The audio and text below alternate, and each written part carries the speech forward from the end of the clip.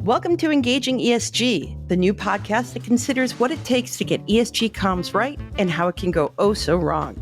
From fears of greenwashing and systemic bias to the backlash against woke investing, the risk of getting ESG wrong can be high, but so can ignoring the concerns of employees, consumers, and our planet. I'm Jennifer Owens, former external content strategy lead for Meta Sustainability. And I'm Katie Callens, former head of sustainability engagement at Meta. In this 10-part series, we'll delve into the complexities of ESG communications by tackling your toughest inquiries. We'll explore the pitfalls and opportunities and share practical answers you and your team can use today as you navigate the evolving landscape of environmental, social, and governance topics. Let's get started.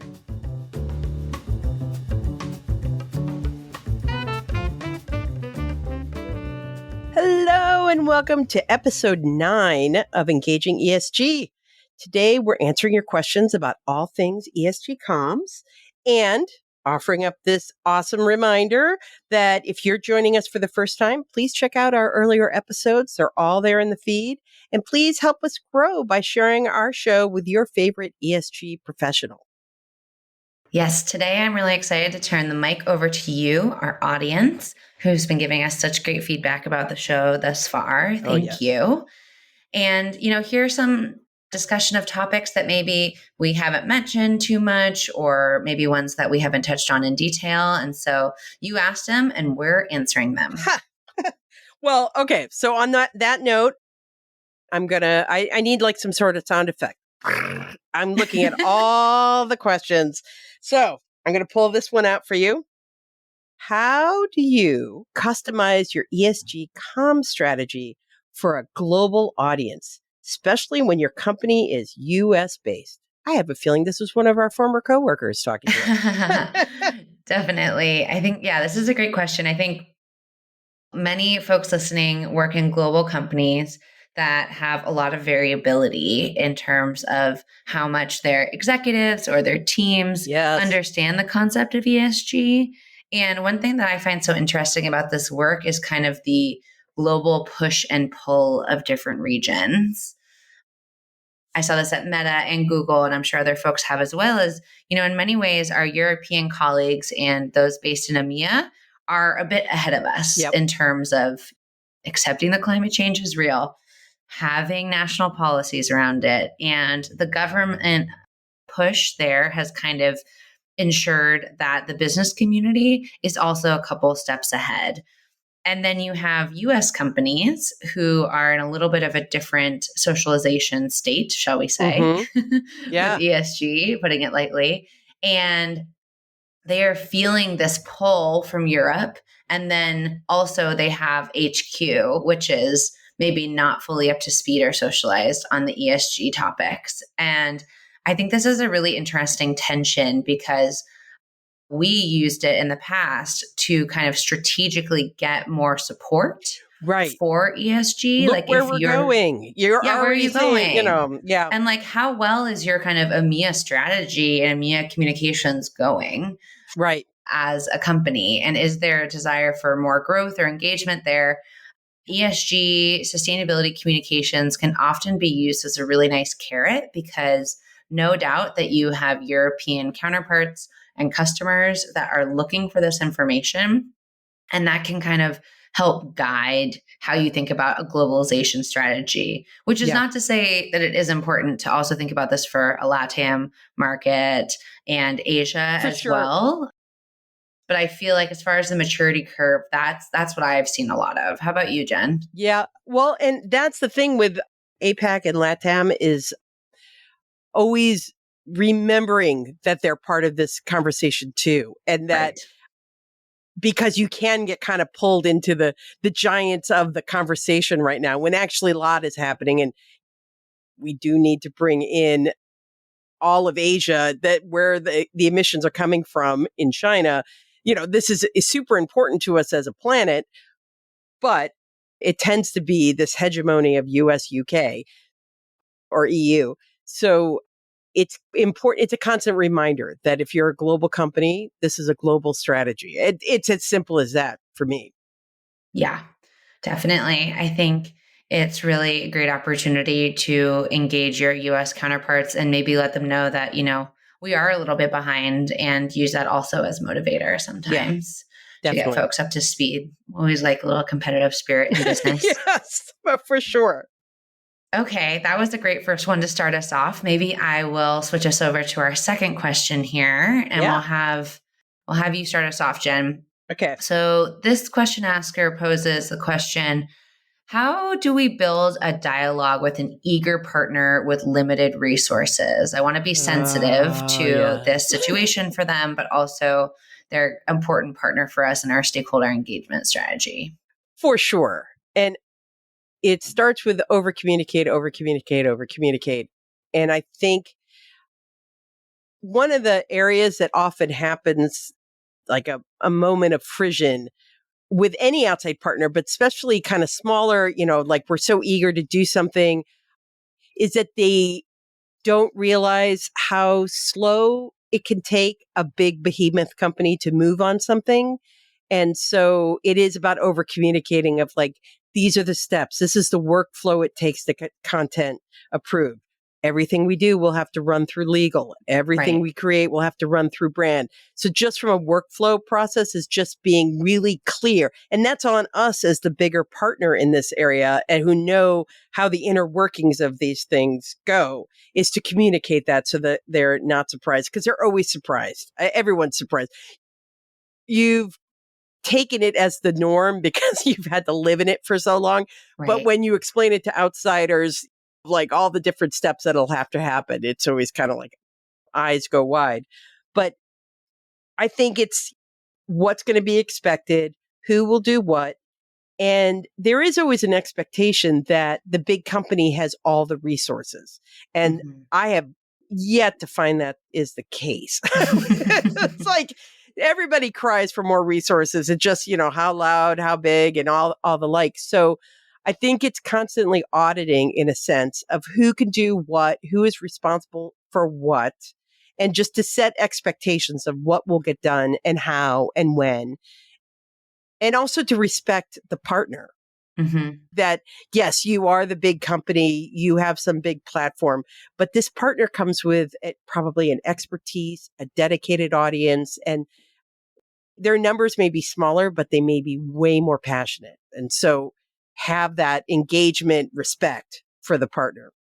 Yeah, I think the point around milestones is a really important one, because with limited resources, you want them to feel like they're also getting early wins. And so Yes. understanding, who else are they partnering with? What are their end of year goals? That can be kind of a helpful negotiation tactic to make sure that even if there's less resources than they thought were available, that you Yes. are really prioritizing your time together, and that like you have an aligned vision and goal there. That is very good. Yeah. Meeting agendas are your friend. Always, always love Always. a good doc. Love a good doc. Okay. So I have this one for you. Activist investors, activist employees. How do you approach an activist investor, activist employees? How do you balance external pressures when you're trying to create internal change? Yeah, I think this is a really interesting question, because while many people would note, an activist investor is not the same as an activist employee, I think maybe what the question asker here is linking is that these are people that are going rogue. Yeah, right. You're trying to Calling you build a out. program. Yeah, you're Yeah, trying to build a program with internal champions, and employees are saying that's not enough.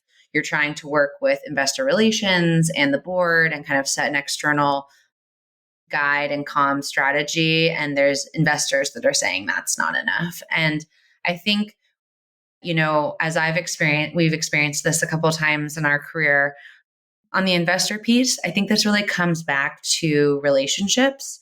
mm, Ideally, from an ESG comms perspective, you have friends and confidants on the investor relations team, on the finance team, these folks that are regularly dealing with investors. And so they're hopefully doing a bit of sensing beforehand, and yeah, they know that you and your team that represents some of the ESG and sustainability work are a partner. Ideally, they often have processes in place for how to kind of deal with an activist investor. I know a lot of times there's kind of trying to bring them to the table, have conversations about what change needs to happen. And so I think those are, always good processes to go through. Mm-hmm.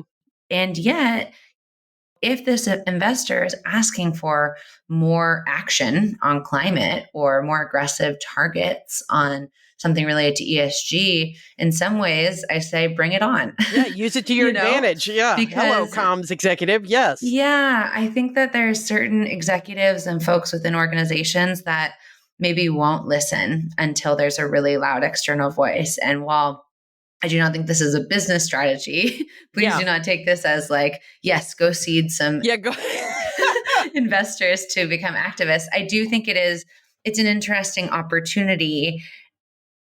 And that actually pairs with my answer around the employees too, because I think sometimes when you have internal employees that feel like the company isn't doing enough and they make a big stink about it, that can feel a little bit kind of like a thorn in your side because you're trying to build a lot in terms of programming and communications, but also they probably are merited, They probably have a good perspective, and you as a professional in this space are kind of slowly moving the ball forward to make the small wins that you can. They're not seeing that. They want faster action. And it's totally normal to feel frustrated when you see that. I was going to say, and acknowledge your frustration and your, what? Do you know how hard it was for me to get X done? But also, how can you use them as a force for good? Are they an organized group? Do they sit in a certain part of the company that can help you maybe get traction on something that you've been trying to do with your current relationships and back channels and hasn't been possible? And never let a crisis go to waste. And so I think both situations are really scary for folks in this space, understandably, because there's just a lot of uncertainty and a lot of fire that could get thrown at the work of you and your team. But I would also suggest that you think of them as opportunities, especially if you're able to speak one-on-one and learn more about kind of what they're asking for, and potentially also use those examples as you try to push the work farther with more momentum. I think that's excellent advice. It's always hard to not be defensive, or maybe that's just me. Yes, no. So I think acknowledge your defensiveness and then move through it. Deep breathing will help. Deep breathing will help. A little Post-it that says it's not about me. Right, on your desktop. It's not personal, it's just business. Also helps. Yeah. Great. Awesome. Well, I'm going to ask the next question here, which is staying kind of in the space of looking at internal champions for this work. And the question says, I have executives that are trying to backtrack our ESG strategy work because of the quote, woke news backlash. Any advice for how to keep them on track? I mean, I have quips aplenty, but I think this is where hopefully your narrative has been honed, and you're talking about, this is the homework we did. These are our values. I think one thing is tying this to values. Does your brand stand for? What does your company stand for? And you've done this work to align them. So what is actually the issue here? What are you worried about? And this is when you can hear me get a little defensive, because I'd be so exhausted of do you know the work we did?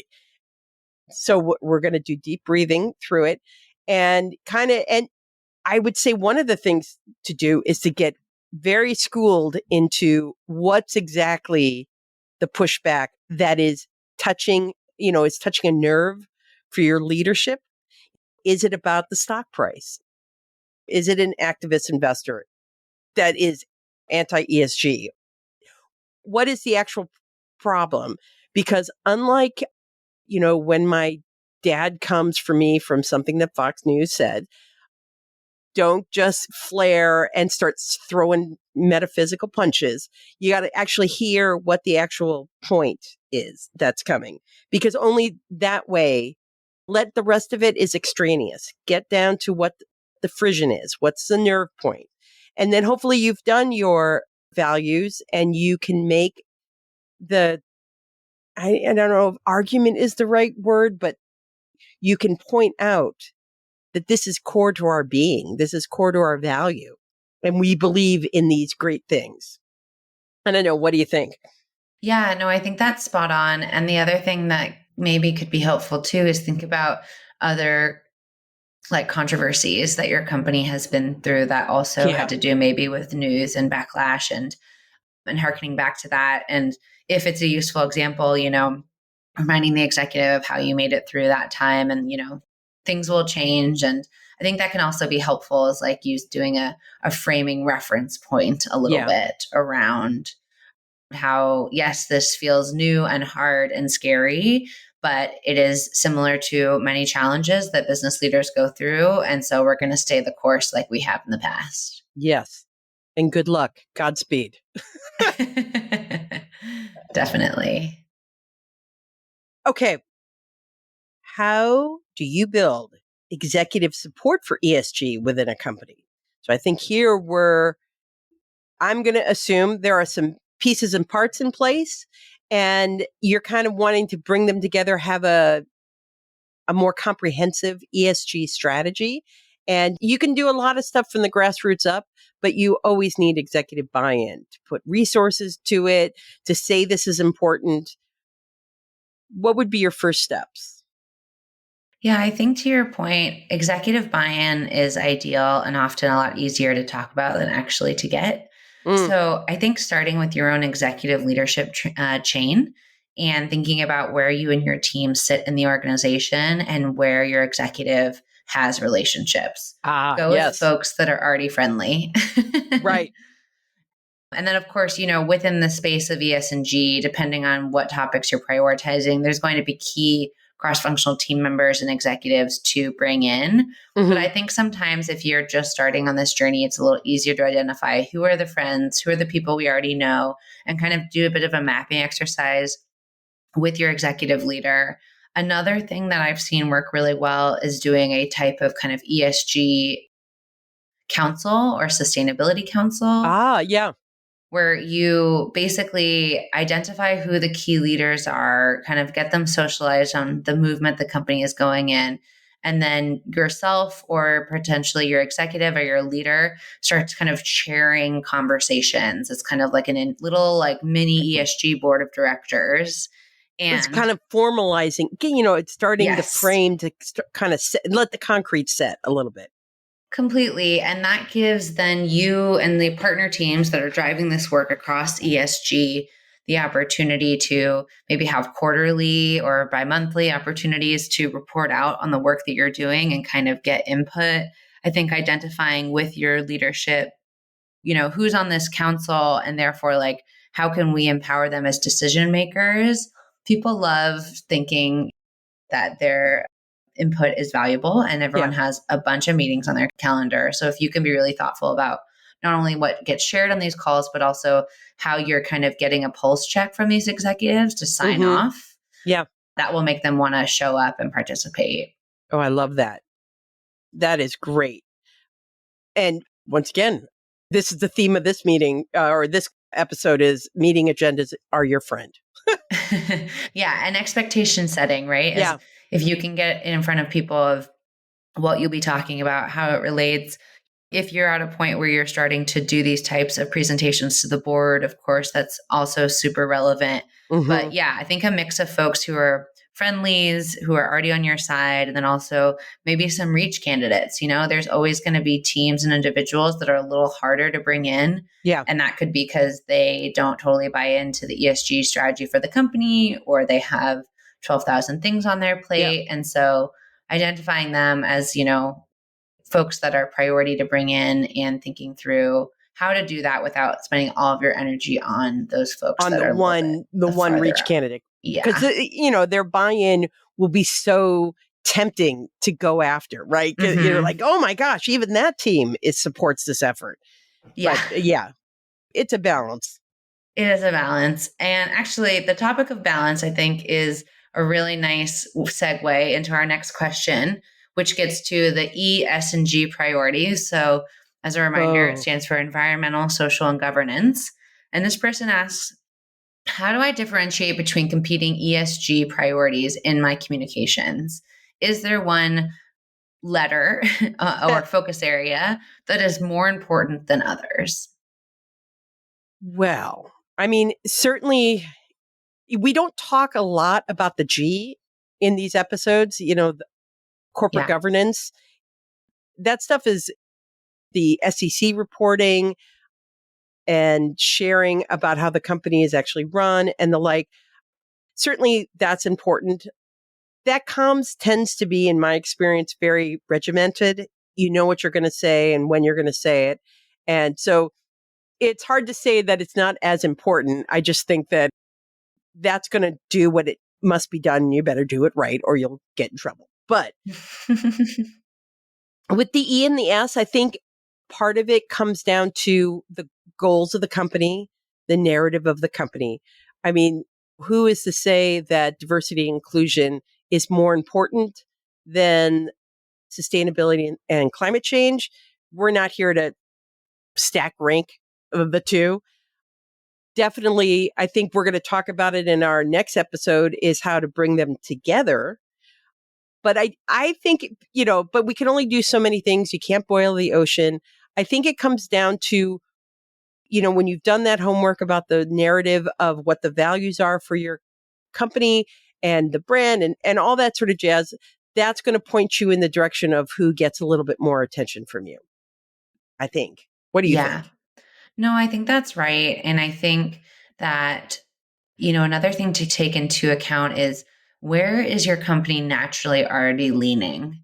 Yeah. I Where's the think, momentum, right? where's their momentum? And I find a lot of times that maybe companies have a little bit more of a mature S program. Yes. They've been doing diversity inclusion. Maybe they've been doing philanthropy, different social impact pieces. And so there's a bit more comfort around some of those topic areas.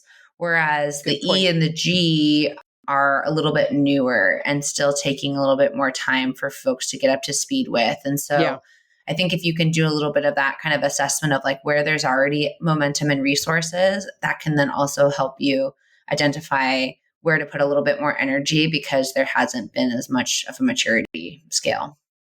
Right. I almost think the Ouija board tells you where to go. It's your narrative. Tell us more, Jen. What do you mean by that? It's definitely that there is a sense, there's a core value to your company, and it's leaning to what you're saying. It's leaning in one direction. Mm-hmm. And that makes it, well, if you're out there pitching, if part of your comms is PR pitching and media relations, where do you have a story to tell? That'll determine it too. And then if part of your comm strategy is to build up the part that has been kind of more nascent, then that will determine it as well, right? That maybe you have a great diversity story, and I hope you do, that your comm strategy and resources need to focus on the E because you haven't told that story yet. And it's a fresh story and a new story. So while you will constantly do the social impact comms that you've always done, maybe you're giving a little bit more brain space and resources to the E side because it's fresh and it's new and you're trying to figure it out. That's my Ouija And board. also, I would agree with that. And I'd also just say, where are there opportunities to link it? Let's say you're doing a lot of nonprofit partnerships that are mostly focused in the diversity or social space. There's also a lot of nonprofits doing climate work. There's also a lot of nonprofits doing water work too. Like, where can you take advantage of, once again, where there's already a little bit of infrastructure and momentum within your organization, and bridge that to topics that are a little bit newer? Right. I agree. All right. I've got one more question for us. Are you ready? Okay. Last question. Do you have your thinking cap on? I do. Tightly, it's very tightly on. It's on snug. All right. Here we go. How do you work with a subject matter expert partner who is all about the weeds when you're desperately trying not to get lost in them with your comms? Yeah. Yeah. This is a great question. I think we've all been there. We've all been there. Love to our subject matter experts. Yeah. Like, honestly, people who are so smart and hardworking, and we're so lucky to get to work with them to help them communicate their work. Yes. I think one of the conversations that I try to have with a subject matter expert that's really getting into the details of what they do is I try to have them think about a recent conversation that they had with a friend, or maybe a movie that they saw recently, and just try to get them to recall, what do you remember about that? What were things that Oh, I resonated with like you? this. Okay. Yes. And often what they'll talk about is stories. They'll talk about, maybe there's an emotional hook. It's usually not a lot of details. It's usually not a lot of facts. Yeah. And so I think that can be a nice way of bridging the conversation to like the way that the human mind retains information. And that, of course, in this space, we're always going to be data driven. We know that for sure. But we need to lead with human centered stories. We need to lead with linking back to company values and priorities. And once we hook them with the kind of top 3 messages, then yes, we can have an appendices of data, and that'll be great. And the investors in particular are really excited about that. But in some ways, I think it's almost a little bit of comms training and a little bit of storytelling training to kind of reframe the mindset, because, I think the way that we do business communications a lot of the time, it's easy to forget that we are often, talking about year over year projections and market segmentation and all these kind of numbers. But for topics that are a little bit newer or a little bit, I don't know exactly how to say it, just these intense, intense. Yeah, they are truly very intense topics. And also they're things that people feel like a strong moral, values-based opinion about. Or they studied years and years to get a degree in the topic. And here comes this person who did not, who's saying, can't we say this a little faster? Yeah, with like less words with and more of this. Yes. Yeah. So I think that you bring up another good point, Jen, which is I think building a lot of trust with these partners so that they feel comfortable with you kind of editing. And I think if you also can come to them with examples of what this looks like for other topic areas that are similar or adjacent, sometimes it's just, rather than you explaining it to them, to just show an example of something that really resonated from a peer of theirs, or it could be even a different company, that can be helpful kind of wrapping your mind around, we want to talk about the work that you do. We want to celebrate it, but here's, the vehicle and the framing that has really resonated with this particular audience in the past. And we're hoping to move in this direction. And that, of course, we want it to be right. Like, we're here. If it's hurting your soul, let's talk about it. Yes. Yes. We definitely don't want to put out anything that makes the SME unhappy, but there's always a bit of a balancing game there. Because we have skills too. That's the thing. They come with their amazing skills and knowledge, but we have them as well. And so that's where our superpower is, to work together. So yes, definitely. But it can be painful. Oh, it can be so painful. And, I think if you feel like you're having to cut a lot of information or content, then just take note of that and discuss with them the next opportunity that we're going to try to identify to talk about or present, because there's, you and I know, like, we're always hungry for content. So if it's not now, it's a not yet. And so let's talk about that. And that can also, I think, be really useful for building relationships and just letting folks know that we care about it. To say like, no, I'm here. I'm your partner forever. I want to do all the stories. So yes, this is not your only opportunity. I think that can take some of the pressure off as well. For sure. We can come back and do a whole second story on this thing this particular rabbit hole. We can go down every rabbit hole. They're fun. That's the whole reason why we're in this business. Yeah, definitely. I agree. All right. Well, those are our questions. So I'd like to say thank you to our listeners for their amazing AMA questions. You made this episode happen, so thank you. And we really appreciate it.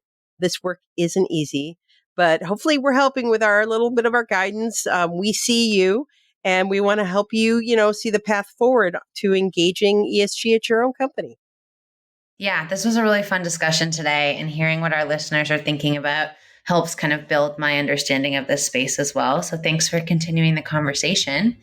And stay tuned next week when we're closing out, if you can believe it, this 10-part series with a look to the future of ESG comms. Stay tuned. And keep engaging. Thank you for joining us on Engaging ESG. Have a question for us to consider or a strategy you'd like us to cover? Email us today at engagingesg@gmail.com. Please remember to rate, review, and subscribe to Engaging ESG today. It helps us grow, and even better, be sure to share the podcast with your favorite sustainability, diversity, or social impact colleague. And until next time, keep engaging.